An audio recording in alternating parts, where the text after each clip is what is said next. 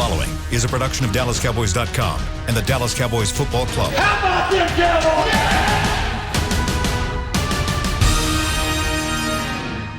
This is Talkin Cowboys.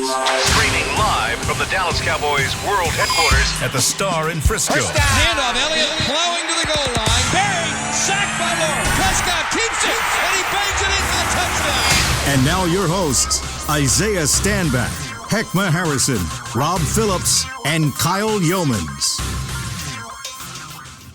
To all of those watching on the Periscope stream and waiting for us over the last almost 10 minutes, my sincerest apologies. We're here. We're back. We're talking Cowboys. Had a phone call on the fan that ran a little long. Those guys are great, Sean and RJ. And we'll be a little bit late probably every Tuesday and Thursday because we've got some obligations to fill. But we are here. We're here for the next 45 minutes, and we're going to talk about this Cowboys offense versus the Seattle defense as we head into Week 3 of the 2020 NFL season. Glad you're with us. Kyle Yeomans alongside Rob Phillips, great Cowboys insider, our resident Super Bowl champion, Isaiah Stanback, and my favorite, Mr. Heckma Harrison, everybody's big teddy bear who just loves those Bears and loves the Grizzly side of the world and camping and everything. For those of you who don't get that reference, go watch our show yesterday. He went through his fears of Bears. But we're having a ton of fun here and looking at this Seattle matchup, and I just mentioned it. We're going to go through offense v. defense today. We flip-flopped that yesterday, and we talked about the Seattle offense and the Cowboys defense. But there's been some things that have changed over the last 24 hours, and there's been some concerns that have popped up amongst that Cowboys defense. Rob, I saw an injury report yesterday. Trayvon Diggs, our corner, that Isaiah said, hey, we're going to have to put him on DK Metcalf, one of the best deep threats in the NFL. And, he's on the injury report with the shoulder. What's the insider information on Trayvon Diggs? And is this something we should start panicking about in the secondary? I don't know if it's panic, but how many corners can wind up on the injury report / IR? My goodness, man. We just found out after the show that Chido Uzie is out for multiple weeks with that hamstring injury that he had on special teams late in the game against Atlanta. They just got Jordan Lewis back, and right as he gets back, Anthony Brown hurts his ribs in practice at the end of the week and is on IR for a minimum 3 weeks. And now, yes, Trayvon Diggs is on the injury report. He was at practice, the early part of practice. I'm not sure if he was really doing anything because he didn't practice. And you know, the vibe I'm getting is I don't think it's time to panic here. I think, look, he played all 75 snaps in the game, and I don't think there's a ton of concern at this point. We'll talk to Mike McCarthy here in a little bit and see, but obviously it's something they're trying to be mindful of, and it may have something to do with as many injuries as they've already got back there. If he's got a little something, let's just try to make sure he gets through the week and gets to the game. Isaiah? Sound the alarm because it's rough, man. It is rough and it sucks. And I've said it before. For those that are experiencing any kind of injuries or hurdles that they have to overcome, I feel for you. I've been there entirely too many times, so I understand explicitly what you are dealing with. However, as an organization, sound the alarm because you don't have the depth that you need to handle these defensive, these receivers that Seattle's about to bring at you. I mean, goodness gracious, I'm sorry for the doggone training staff here because I know they're frustrated, but a high rookie draft pick not practicing on a Wednesday. It's not what happens, okay? You practice every day. You only get 3 real days of practice, and 2 of them are with pads. Typically, I don't even know what the rules have changed now, but back in the day, 2 days were with pads. 1 day was a fast, we call it up-tempo fast Fridays, and then Saturday's a walkthrough. If you're missing 1 day of practice, of like the real practice, which is Wednesday, your preparation day, then you're hurt. You're hurt, right? You're dealing with something that's gonna be that could affect you in this game potentially. And then the news of Cheeto being gone, goodness gracious, that's what everybody in Cowboys Nation was relying on to really anchor these defensive backfield going into this week's game. So if you're going into the game with your best defensive back being injured Diggs or B Anthony Brown, I don't know.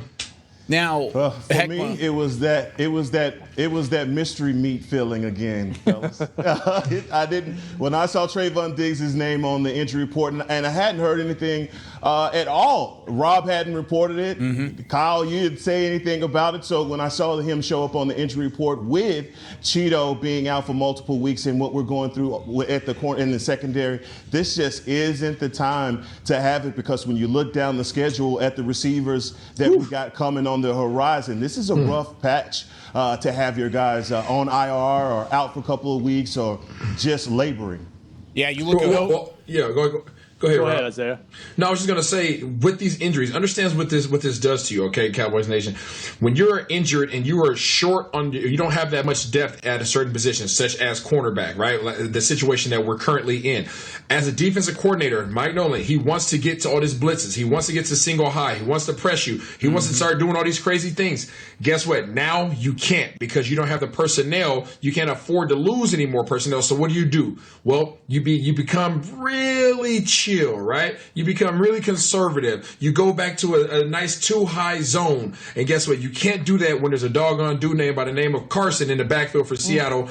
You just can't. So this puts the entire defense at risk of being exposed, and it sucks.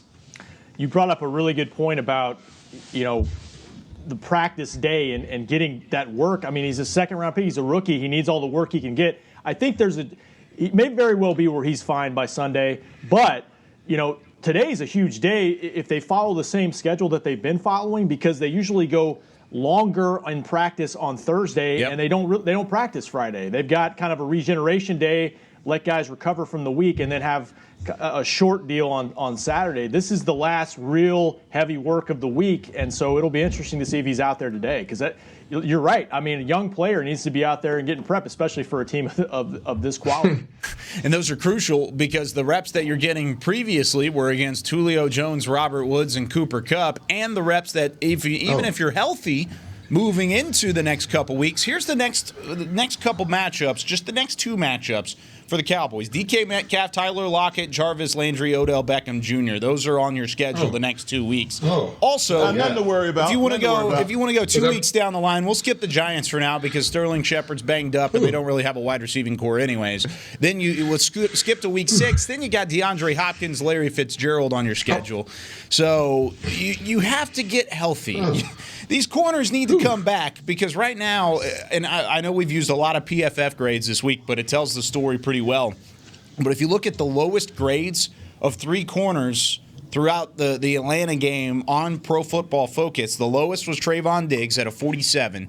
Jordan Lewis was next with a 49. And then you had Darryl Worley with a 57. And if Diggs is healthy, those are your 3 guys. Those are your 3 starting corners right now for the Cowboys, because there's no Cheeto, there's no Anthony Brown, and really that's what you're working with. If Trayvon Diggs isn't healthy, you're probably going to Brandon Carr, who you really brought in to hopefully play safety. He's going to end up playing corner like he did previously during his stint with the Dallas Cowboys. So it's worrisome. But Rob, whenever actually, I'm going to go to Isaiah on this one, but Isaiah, whenever you're dealing with an injury, specifically in Trayvon Diggs' case, where it's a shoulder and you're a defender, we saw it last year with Jeff Heath. It's not necessarily an easy thing to rehab when your job is to hit somebody.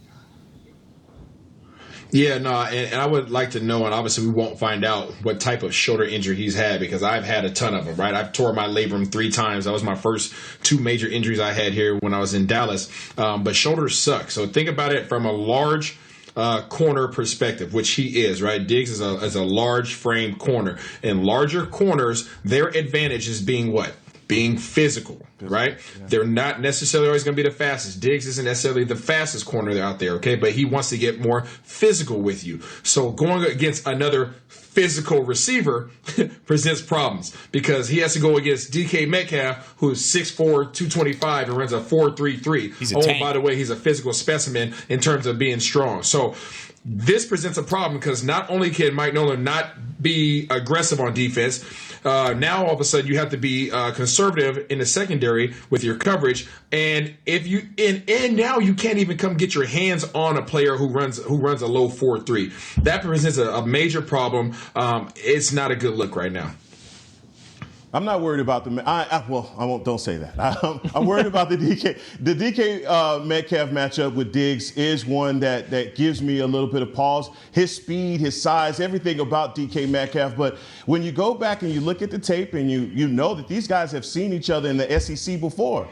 Diggs has had that matchup and he handled them pretty well. Now that's obviously Alabama Ole Miss that we're looking at, and that's tape from 3 years ago. But still, we have some tape to see these two guys against each other. But DK Metcalf is a physical specimen. Diggs is going to have his hands filled. They're going to give him help over the top. You know that's going to be there. And so the worry really for me is on the other side with Tyler Lockett, because Tyler Lockett is who Russell Wilson wants in those individual battles. And Jordan Lewis is going to have to win his battle. Last week wasn't a good look for Jordan Lewis, and I'm sure he would admit the same thing. And so there are just certain parts of our defense, and now with Carr coming in, being that I don't know if he's just in a nickel situation, but we're going to have these guys play at a high level, because right now for Seattle, where they are is priority number one is throw the ball, and that's where they're going to keep us in that nickel package pretty much the whole game.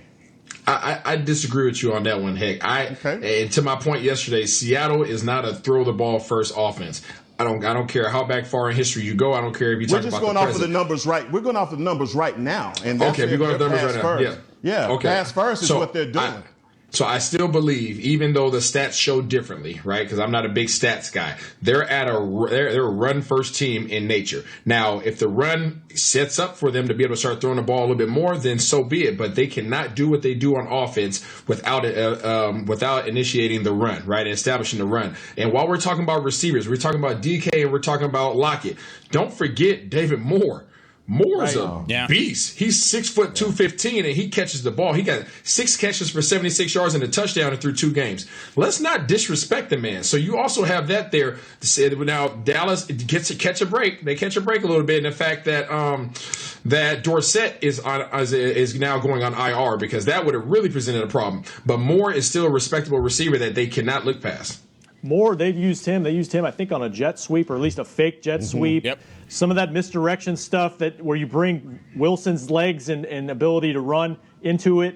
And they've got a rookie, Freddie Swain, who caught a touchdown pass last week. They've got more depth, it looks like, than we think they do.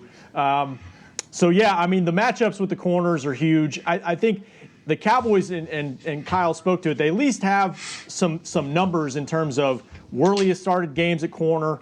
Carr obviously has started games at corner if they need it. But you don't want to have to reach too deep in the bag, obviously, and you've been playing those two guys at corner or at safety. So, you'd like to have some kind of, rotation established and get something going there.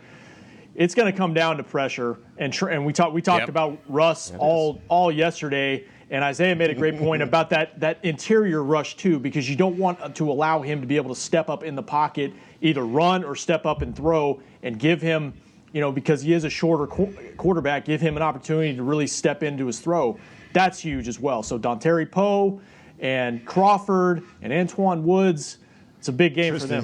Tristan Hill, of course, Tristan Hill. Big game for them. Yep. And whenever you look at talking about that cornerback spot, that's why you went and got those veterans. That's why you went and secured a guy like Brandon Carr and a guy like Darryl Worley, so that way your floor is higher. Your ceiling may not be as high at the cornerback spot, but your floor is higher than it would be if you're having to throw some rookies or younger guys out there. But there are some rookies and younger guys that are waiting in the wings. Reggie Robinson, who's been inactive the first 2 weeks of the season. You've got a Chris Westry that's out there. Rob, if you're looking at either one of those guys or maybe even some of these other practice squad caliber players, is there anyone that sticks out to you that could potentially get moved up and play an active role? Yeah, I don't know if they're to that point yet. I think we got to see what's up with Diggs. I think there's a chance he'll be fine for this game. But I think what really is happening potentially, even if it's just Cheeto and Anthony Brown, what Mike McCarthy has said all through camp is going to be put to the test here, where you need all your guys in the secondary, and you don't necessarily play one position. You got to be ready to come in and play multiple spots. And we may really see that with some veterans that they brought in that are kind of cross training at different spots. It's they don't really. It's all about position flex, and they may really have to use it here in the next few weeks. We said, hey Rob, hey, don't ease up now, man. Last week we wanted to throw Diggs to the Wolves. Now let's go ahead and throw Robinson out there. Let him learn. Let him learn. No. That's a bad record. That's a bad recommendation. Player. And you playing for the other team right now, dog. That's not cool. That's a completely different player, Isaiah. That's a completely different player. What are you talking about? We're talking about 2 rounds. That's it. Come on. Yeah, there's a lot of difference between 2 rounds. A lot of difference. This guy, dude. And they moved him to safety too. I don't know how much corner he's really been working at. Yeah. Your point's well taken. But to Rob's point as well, we mentioned it in the offseason. We mentioned the fact of the word of the year will be hybrid in the Mike Nolan defense. It's going to be hybrid. And that's exactly what the corners and the safeties have been throughout the season. Interchangeable, another one of those words. And we're going to see just how interchangeable they are if we're going to see some flip-flopping this week. And hopefully the Cowboys can get something going and some healthy bodies into that secondary because they're going to need it against Russell Wilson. When we come back here on Talking Cowboys, I promise we'll get to that Cowboys offense versus Seattle defense talk. Dak Prescott had 450 yards last week. I think Ezekiel Elliott could have 150 this week. I'll tell you why when we come back here on Talking Cowboys. Back to Talkin' Cowboys. Since 1865, Stetson hats are American-made with pride right here in Texas. And Stetson is proud to be on the field with America's team. Want to show your Texas and team pride too? You can. By purchasing your own Stetson, you can look just like how the flag guys do on field at every home game. Stetson hats, the official crown of all self-respecting Cowboys and your favorite football team. Get yours today at shop.dallascowboys.com or at stetson.com. Want to use what the pros use? How about the official men's skincare brand of the Dallas Cowboys, Jack Black? Right now you can get the Jack Black Starter, a curated collection of Cowboys locker room favorites for just $10 with free shipping. The starter includes 4 Jack Black skincare favorites plus a full-sized intense therapy lip balm. Go to getjackblack.com/Cowboys and use the code word TEAMJB. That's getjackblack.com/Cowboys. The Jack Black Starter, $10. Free shipping! Essilor is a proud sponsor of the Dallas Cowboys, helping fans see more and do more with our best vision solutions. Our lens technologies reveal a world more beautiful than you can imagine. For a limited time, get the Essilor Next Gen offer. When you buy the latest generation of Transitions lenses with select Essilor lenses, you can choose a second pair of clear lenses for free with qualifying frame purchases. Restrictions apply. Find a participating eye care professional by visiting EssilorUSA.com. Essilor. See more. Do more. We're back with a tasty treat that's sweeping airwaves and taste buds. It's new Dr. Pepper and Cream Soda. Let's take a listen. Dr. Pepper and Cream Soda's here. A new combo that's music to my ears, okay. Let's play. Cream Soda and Dr. Pepper time. Pour it in a glass of ice. Ah, music to my ears and mouth. New Dr. Pepper and Cream Soda. A delicious duet. Back to Talkin' Cowboys.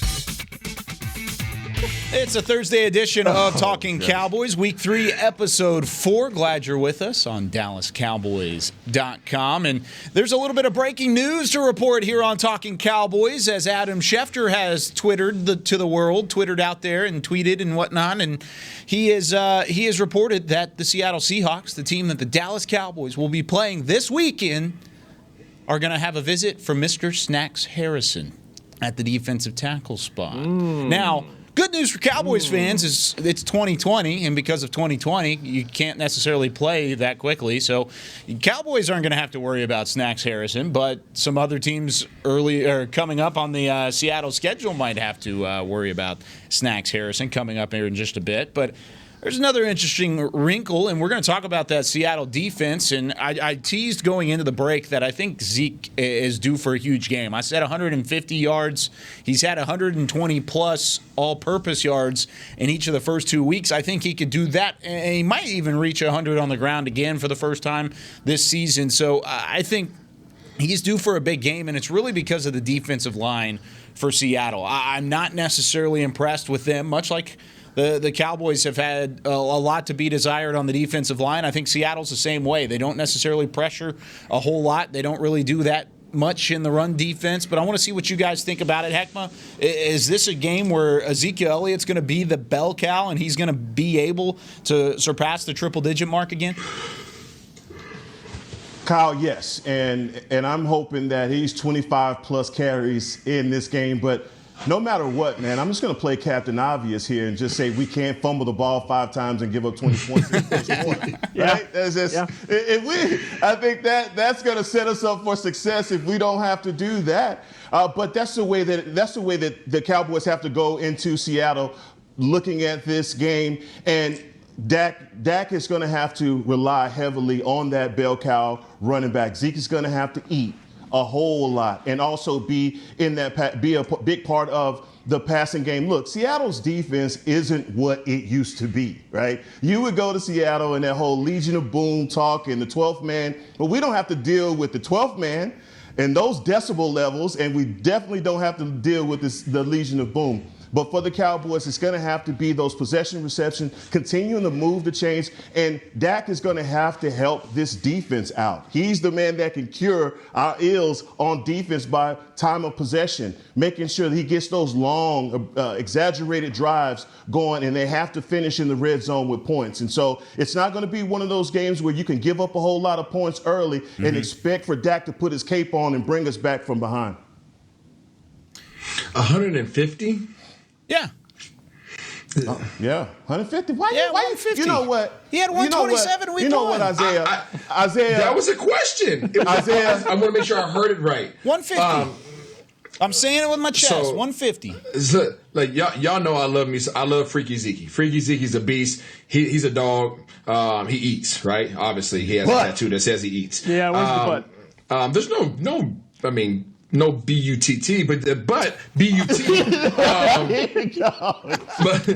But I do agree with you, Kyle. This defensive line is unimpressive, right? I think that they do what they're asked to do, but, hence the reason why they're going out there. They're trying to bring in somebody like Snacks Harrison. They need a dominant force. They don't have that. That's probably the only, out of their 3 levels of their defense, the defensive line, the linebackers, and the secondary, the defensive line is the only position right now that they don't have a dominant force on presence there.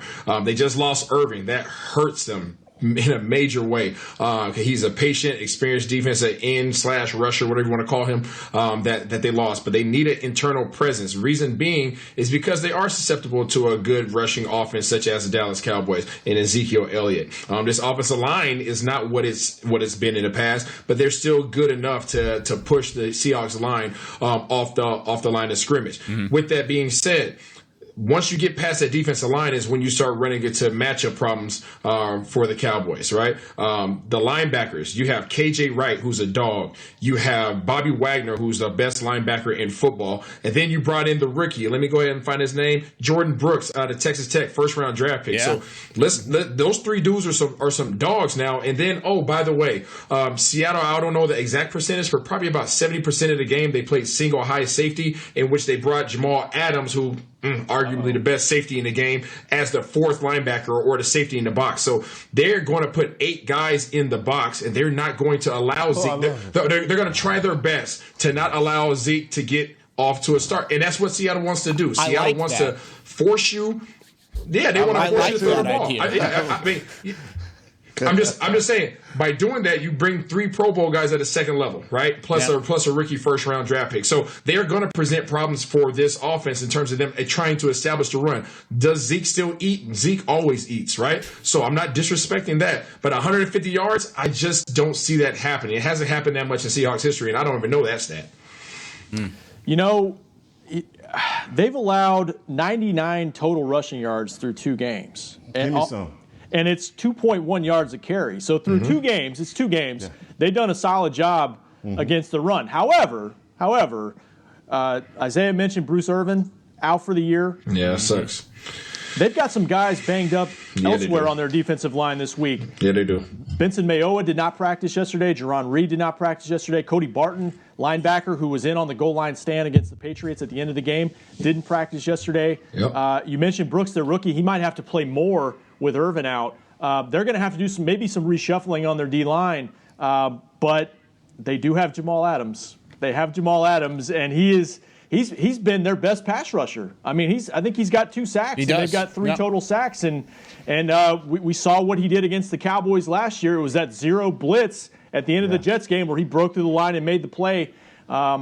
They've got some issues, kind of like the Cowboys, all levels of their defense, but they do have some playmakers. I'm kind of with Isaiah on this, though. I don't know if Zeke's going to have to get to 150 yards. I think if they can take care of some matchups in the passing game, and maybe they can have more balance than needing Zeke to do that, unless they're just in a position where they can just salt away the game in the second half, depending on how it unfolds.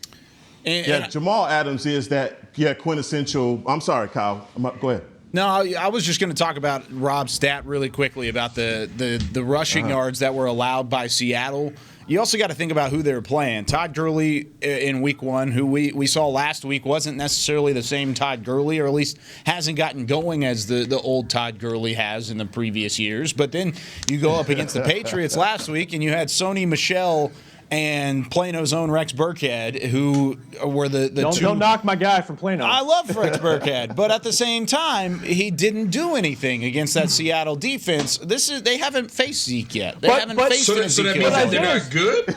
I don't think they're good. Go for it. You got Bobby Wagner and KJ Wright. Those are 2 downhill physical linebackers that help your run defense. Well, and Isaiah mentioned it as well with Jamal Adams. Yeah, with Jamal Adams coming down, he's going to come up and stop the run. I mean, he's a box safety, and he will continue to be that. And that's something that they're going to continue to utilize him in, because he's better there than he has been in coverage, especially this year. But I still think, like as Isaiah said, Zeke's going to eat. And the play calling last week was very indicative to letting Zeke have the football, whether it was via the run or via a screen pass or a short play where you just get the ball into his hands. I think they're going to see a lot of that same thing from Kellen Moore heading into Sunday, and it's something that I think will allow him to have that kind of game.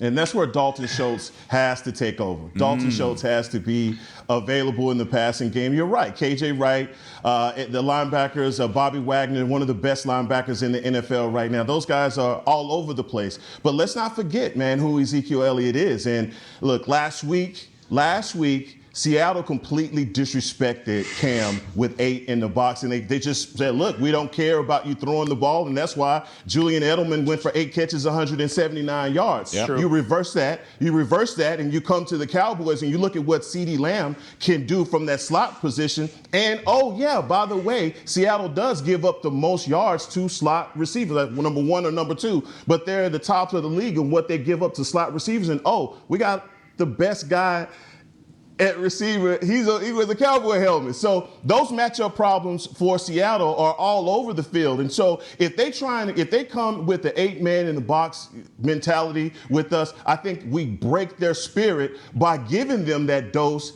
of Zeke. But then when they get ready, when they're loaded up for it, we drop it over the top, and we have the receivers in the tight end. And hopefully Dalton Schultz can play like he plays against Atlanta every week. That's what we need from him. Heck, just a couple of things. You mentioned that Schultz is going to get off against one of two of these Pro Bowl safeties, right? Because Quandre Diggs is there as well, right? So either way, he's either going to have Jamal Adams on him, Quandre Diggs on him, or KJ Wright. One of those guys are going to be sticking him, correct? Okay, just making sure that you were talking about the right person. Okay, so with that said, he won't have the game that he wants to have, and all the points you made about receivers, absolutely, you're absolutely correct. They give up big plays to slot receivers because they are going to force you to throw the ball. They will lose. They would rather lose to Dak Prescott than lose to Ezekiel Elliott. That is the Seattle mentality. Trust me, I've been there. I know the guys there. I know Ken Norton. I know those guys. He is not going to let you run the ball. Zeke might get 60. He may get 70 yards. He's not going for 100-some yards. And you're going to have to run routes in man coverage versus these guys because Seattle, after watching this game, Seattle came up and played man-to-man majority of the game. And it's going to they do that again. And another point that you said that. Did you say CD was the best slot in the game? I think I heard you start to say that. Is that something that you said? That's exactly what I said. Oh, say it with your chest. Okay. So with the chest. So just a question here. I know we got to go on to something else. You would prefer to have CD Lamb than Tyler Lockett? No, I'm talking about for the Dallas Cowboys. Oh, okay. Now listen, wait a minute. Hold up, Isaiah. Now I realize that Seattle is your other boys, right? The Cowboys are my boys. So I'm just telling you. I understand. I take all emotion out of it. I am a facts-based individual. I will keep it 100 at all times. But you're using words like let. They're going to let us do something. We don't. No. You're going to have to earn it. You're going to have to earn it. But Seattle is not going to allow you to establish the run in the way that Dallas would prefer, which is why they went 8 in the box. Which is why they went 8 in the box. Even with the Sony Michel, even with the Rex Burkhead, with those guys that you don't consider to be top dogs at that position, they still went 8 in the box. Because they don't respect Cam. They didn't respect Cam's arm. And I'm saying Cam, Dak are two different quarterbacks. I would go with Dak every time with his arm and what he's going to be able to do against this Seattle defense. And receivers, too. I'm just saying. He's got a better receiving. So they disrespected. They lined up 8 in the box because they knew that what the Patriots wanted to do was obviously get Cam involved in the running game. That's why it's important to bring Jamal Adams up in the box like that.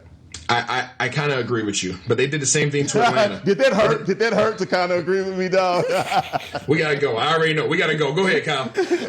I need a bucket of popcorn when this kind of stuff pops up. Like I just need to sit here and watch the back and forth because both of you guys know the game so well. Now, Isaiah, I want you to put your money where your mouth is, and not money. We're not going to bet money here, but I want to make a bet with you. You said Zeke's not having 100 yards. And do you still have an Isaiah Stanback Seattle jersey anywhere?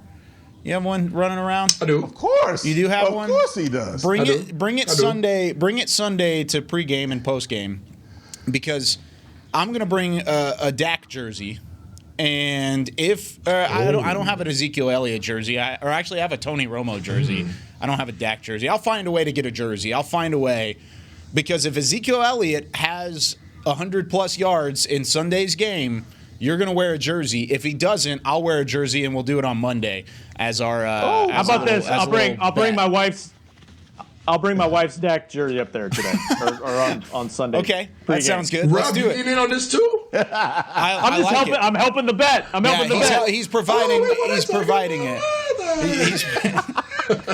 He's providing a little bit of something to substance of what we can have the bet in. But I think Zeke's going to easily have 100 yards. I think he's going to have a fantastic game. I even think Tony Pollard's going to have a better game than he has the first 2 weeks of the season. I really do think this run game for the Cowboys is going to have some success against the front seven of Seattle. Even with the respect that I have for that linebacking core, I still think they'll have some success. But when we come back, we'll wrap things up and we'll set you into Friday as we continue with more Talkin Cowboys after this. I'm Jay Novacek, former tight end for the Dallas Cowboys. Back in the day, I was the guy who always got the tough yards, and that's why I run with John Deere today. In fact, I have a John Deere 3025E tractor that can handle any yard work I need to do, even the tough yards way out back. So if you have 1 acre or 1,000, John Deere has the equipment that's just right for you. Visit a John Deere dealer today and run with us. We are the official tractor provider of your Dallas Cowboys. Essilor is a proud sponsor of the Dallas Cowboys, helping fans see more and do more with our best vision solutions. Our lens technologies reveal a world more beautiful than you can imagine. For a limited time, get the Essilor Next Gen offer. When you buy the latest generation of Transitions lenses with select Essilor lenses, you can choose a second pair of clear lenses for free with qualifying frame purchases. Restrictions apply. Find a participating eye care professional by visiting EssilorUSA.com. Essilor. See more, do more. We're back with a tasty treat that's sweeping airwaves and taste buds. It's new Dr. Pepper and Cream Soda. Let's take a listen. Dr. Pepper and Cream Soda's here. A new combo that's music to my ears, okay. Let's play. Cream Soda and Dr. Pepper time. Pour it in a glass of ice. Ah, music to my ears and mouth. New Dr. Pepper and Cream Soda. A delicious duet.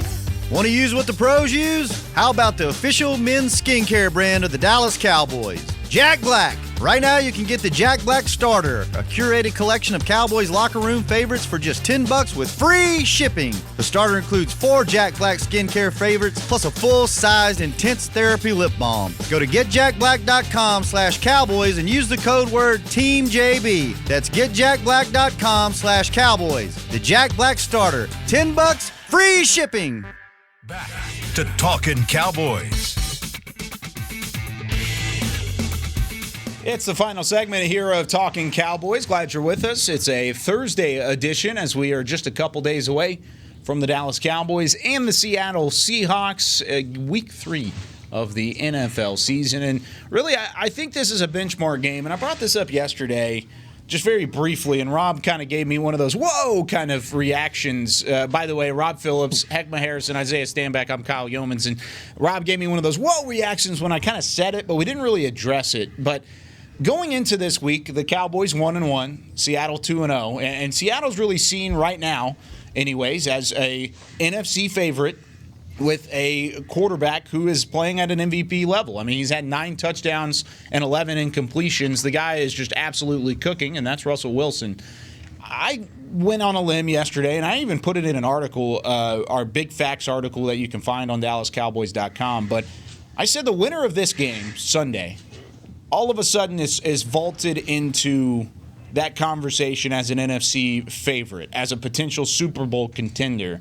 I wanted to get your guys' thoughts on that because a week ago we were talking about the season potentially coming to an end and really not turning out the way that you thought. Panic button was just, I mean, the case was off of the panic button and everybody was getting ready to push it if they didn't complete a 20-point comeback. Well, they did, and now I'm bringing this up, but when you look at it, it's really not that outlandish, but I wanted to get your thoughts, Rob. I know you gave that whoa reaction initially. Well, do you think that I'll the give winner it to you again? Whoa! Do you think the winner is even in that conversation, or am I way out there right now? I mean, I got Seattle in the Super Bowl. I guess I got to stick to that the whole year, right? There you go. I think it's too early for anybody to really know. The thing that concerns me with both teams is defensively they have so many injuries on both sides on the defensive side of the ball that this early in the season you just wonder. Now the Cowboys have a chance. They get Leighton back later in the year. Sean Lee, that helps, but you're so depleted so early. Dak said it before the season started that the healthiest team's going to win, and he was asked a question about obviously the COVID and the virus being a threat to everybody, but also just the injury front. And we're seeing more injuries this year than I can remember so early. Mm-hmm. That concerns me for both teams being healthy enough to be effective on the defensive side of the ball right now. Which team do you think Seattle is more? One team.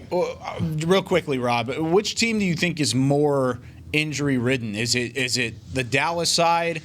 I think over Seattle pretty easily, but I'll throw another NFC West opponent in there. How about San Francisco? Which one has been decimated more? Is it San Francisco or Dallas in terms of these two teams rather that have lost a ton of guys? I might take San Francisco just because it sounds like Garoppolo might not play this week, and that's the toughest division in football probably. Huge. So they can't afford not to have your quarterback for multiple weeks. I don't know how long it's going to be. And San Fran's guys don't come back. So, that's true. That's true. I mean, their guys just don't come back. So yeah, Dallas is in good shape. They only get better from here. Heckman, continue with what you were going to say. No, I'm interrupting everybody, so I was just waiting on my turn. But, I mean, San Fran, with Bosa and the ACL, man, that's ridiculous. But the Cowboys right now are feeling that injury bug. And in this game, I just feel like I'm really excited to see Dak go up against another one of his contemporaries and prove his case. And we talked about this betting on yourself mentality, and Dak going from, I guess, week one having that the pass to Michael Gallup overruled by horrible PI, and coming back last week versus Atlanta, he's just proven his case that he's maturing and that the things that we're looking for in him to be that next level, take the next level as a quarterback, he's starting to mature in that, man. But Rob started to do the comparison between Dak and Russell Wilson yesterday, and I loved it. I gave him a gold jacket yesterday. But I love the comparison because when it comes down to what Cowboy Nation wants from Dak, I think that's what we want to see. We want to see Dak be Russell Wilson in 8 years, 9 years, and not just be perceived or looked at as a bus driver, so to speak. And so he has to take the next step, and I think, in this matchup, this would be the one that we see him go that extra mile to be that upper echelon quarterback. So you're saying at least this game, based off of last week, I mean, it was the third 450-yard performance that Dak Prescott has had in his career, and it was quite possibly the best comeback, or actually it was the best comeback that he's ever had. But when you're looking at Dak Prescott, and this is a secondary that automatically gives you a little bit of pause because there is a Jamal Adams back there. There is a Quandre Diggs. There is a Griffin. They're good in the secondary. Seattle is. It's up front where the pressure is that they're kind of leaving a lot to be desired, like I said earlier, much like Dallas. Where is Dak Prescott going to be able to pick apart this defense, though? And Isaiah, I know you went into it a minute ago talking about 8 players in the box. You're going to stop the run. Can Dak eat like Zeke would normally eat? Is there a chance that he's able to throw the football around a little bit? Yes, Dak's going to have the opportunity to do so. He's definitely going to have a lot of time, a lot more time than he probably imagines he will. He will have, but he's going to have to be precise with his passing.